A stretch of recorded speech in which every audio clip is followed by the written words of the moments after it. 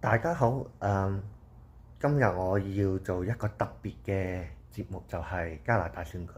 咁就我睇到好震撼。原本提前選舉係由5.8萬升到7.3萬，好多網友都係講緊呢個震撼性，咁我自己都見到都呆咗。咁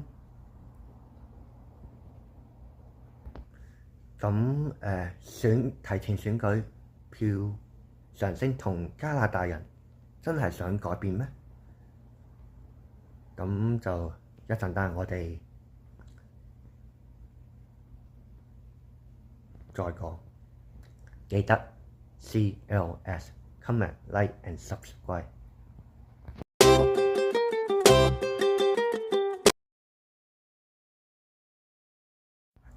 早嗰排加拿大嗰度有好多條新聞啦，咁就佢嗰度個議題一路係講緊毒品安全注射毒品嘅問題，仲有房屋同埋移民政策嗰度有好多嘅問題啦。咁物價呢啲一定係離唔開。曾經亦都曾經發生過加拿大嘅中西部亞省嗰度要求獨立，咁嘈得都幾犀利嚟。咁新聞有講叫埋 BC 獨立，當然BC 省長話叫聯邦政府快啲處理呢個問題啦。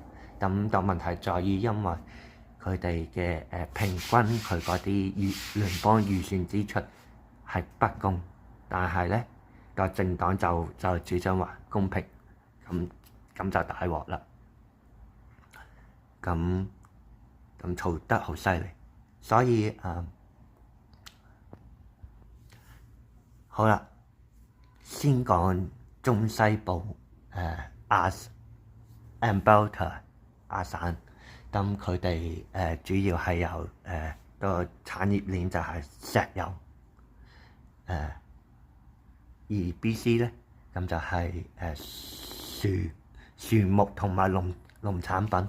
咁每個省佢哋都有佢哋嘅唔同嘅特色，咁就所以如果你有留意到新聞，如果石油平話，咁就對某種行業咁就危機，所以你都會聽到好多 YouTuber 講住喺加拿大嘅粵語頻道 YouTuber 講，咁就好大劑，咁因此可能係依個原因，咁就啲網民唔係啲選民話唔得，我要投，我要改變。咁究竟有幾多真誠地改變？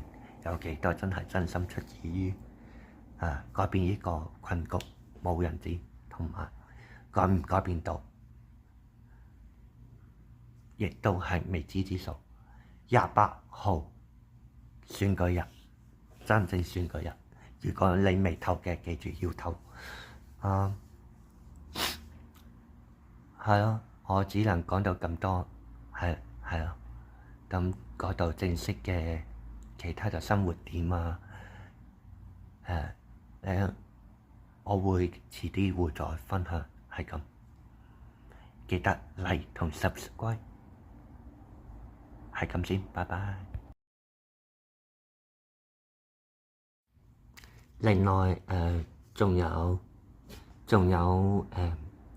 第一日提早投票已經係2萬幾人，係見到頭先個數據嗰度顯示，所以都幾有誠意嘅，對我個人覺得係咯。